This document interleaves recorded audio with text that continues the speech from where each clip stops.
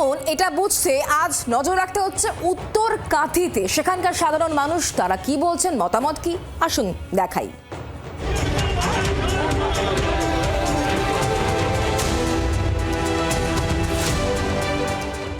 আসন্ন ভোটের আগে হাওয়া কেমন? আমরা এখন রয়েছি দইসাই গ্রাম এলাকায়। এই দইসাই গ্রামটি কাঁথি লোকসভা কেন্দ্র এলাকা, অর্থাৎ উত্তর কাঁথি বিধানসভা বলা যেতে পারে। ভোট তো আসন্ন, হাওয়া কেমন? হাওয়া এটা পূর্ব মেদিনীপুর জেলায় উন্নয়নের দিক থেকে আমরা দেখেছি যে তৃণমূলের সময় যেভাবে উন্নয়ন হয়নি, এই এলাকায় বিজেপির সাংসদ 2 জন রয়েছে, এমনকি 6 জন এমএলএ রয়েছে, কিন্তু উন্নয়ন সেভাবে মানুষের কাছে পৌঁছায়নি। যেটুকু উন্নয়ন দেখছি সেগুলো কসমেটিক উন্নয়ন হচ্ছে। ভোটের আগে হাওয়া আমাদের খুবই ভালো। আমাদের তৃণমূল কংগ্রেস এবারে জয়লাভ করতে চলেছে, আর এখানে বিজেপি রাম বাম একসঙ্গে মিলেমিশে একাকার হয়েছে। যারাই বাম ছিল তারাই রামে পরিণত হয়েছে। এবং মমতা ব্যানার্জির যে সমস্ত উন্নয়ন, স্বাস্থ্যসাথী থেকে শুরু করে এখন হলো যুবসাথী, এরপরে আছে স্টুডেন্ট ক্রেডিট কার্ড, মানে বললে সারা দিন চলে যাবে। কি বলবো, আমরা বামফ্রন্টের সময় যা দেখেছি একটা গঠনমূলক কাজকর্ম ছিল, আর এখন এসএসসি কেন, প্রাইমারি কেন, কোনো চাকরি দিচ্ছে না।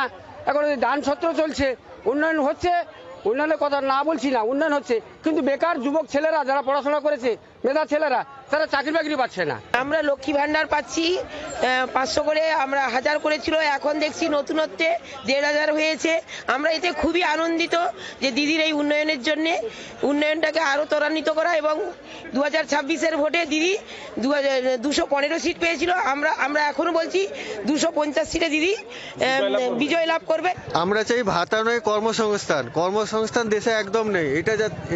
এই কর্মসংস্থানের উপর এবার ভোট হবে। যে কাজ করবে তার দিকেই হাওয়া বইবে। তো দিদি তো সব থেকে দিদি আছে, আমার এখানে দিদি সবকিছু করছে, ভালো কাজ, দিদির দিকেই হাওয়াটা আছে। হাওয়া আমার মনে হচ্ছে যে যুবসাথী থেকে আমার মধ্যে কাজ দিলে ভালো হতো। ছেলেরা বেকার, ছেলেরা লাইনে দাঁড়িয়ে আছে, তার থেকে যারা বাইরে থাকে, আমারও বাইরে থেকে এসেছি, তার থেকে মনে হয় আমাদের কিছু কাজ দিলে এদের আমরা খুশি হতাম। 4 লাখ টাকা স্বাস্থ্যসাথী কার্ডে দিয়েছে, তারপর আবার 1.5 বছর পরে যখন অসুস্থ হলাম, তখন আবার সেই মুকুন্দপুরে বললো 15 লক্ষ টাকা নেবে। সেটা আমার পিজিতে স্বাস্থ্যসাথী কার্ডে ফ্রিতে হয়েছে। 1,500 টাকা করে বেকারদেরকে দিচ্ছে। 1,500 টাকায় কি তাদের সংসার চলবে না কোনো কিছু করতে পারবে? এটা সব ভাঙতা করছে, ভাঙতামি দিয়ে এইসব প্রচার করে তারা ভোট কেনার চেষ্টা করছে। শুভেন্দু অধিকারীর কোনো অস্তিত্ব নাই, ও একটা গুন্ডা, ও একটা লুটেরা। আর এখানে জঙ্গল রাজ চালাচ্ছে দাঙ্গাবাজ দল বিজেপির হয়ে প্রচার করছে এখন, আর বিরোধী দল আমাদের পত্রেই থাকবে না। তৃণমূল সব থেকে দুর্নীতি করছে, হ্যাঁ, কিন্তু বিজেপি যে এসছে সেও দুর্নীতি করছে। সিপিএম ছিল ভালো ছিল, কংগ্রেস ছিল ভালো ছিল, কিন্তু এই টিএমসি আর বিজেপি এসে গন্ডগোল বেশি হচ্ছে। বিজেপি সরকারটা ভালো, স্বচ্ছ পার্টি, এই সরকারটাই দরকার আছে। এরা চাকরি আর কলকারখানা কিছু করতে পারেনি, ওদের ভবিষ্যৎ হচ্ছে চুরি। দুটো সরকার যারা রয়েছে, কেন্দ্রে বিজেপি সরকার এবং রাজ্যে যে মমতার সরকার, আমি মমতা সরকার বলছি সচেতনভাবে, কারণ তৃণমূল সরকার বলাটা ভুল, একটাই মন্ত্রী আর বাকি ষড়যন্ত্রী। দুটো সরকারই চুরি, দুর্নীতি, লুণ্ঠন, সব ধর্ষণ ইত্যাদিতে ভর্তি। দিদি কি বলবেন, হাওয়া কেমন? ভোট তো আসছে ভালো, আমাদের আবহাওয়া এখানে খুব সুন্দর, পরিবেশ ভালো। পরিবেশ ভালো, হ্যাঁ। কি চাইছেন সরকারি পক্ষে, কি বলবেন? দিদি আসুক, এটা চাইছি আমি, দিদি আসুক, হ্যাঁ। ভোট যখন আসে, ভোটের হাওয়া উঠে, পক্ষ বিপক্ষ, হ্যাঁ, এই তো মোটামুটি আমাদের যা পরিস্থিতি দেখছি যে পাল্টানো দরকার। হ্যাঁ, এবারে বিজেপি সরকারকে আনার দরকার। দক্ষিণ কাঁথি মমতা বন্দ্যোপাধ্যায় বিরোধী দলকে হারাবে, একদম আমরা প্রস্তুত আছি, মমতা বন্দ্যোপাধ্যায়কে জিতাবো। আরে এরা বলছে রাম বাম,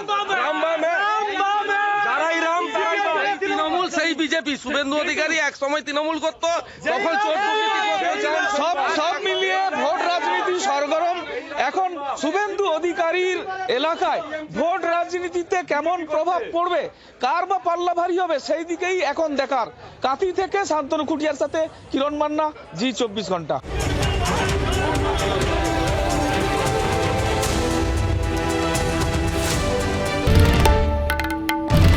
বাংলার আওয়াজ, বাঙালির আবেগ, জি 24 ঘন্টা।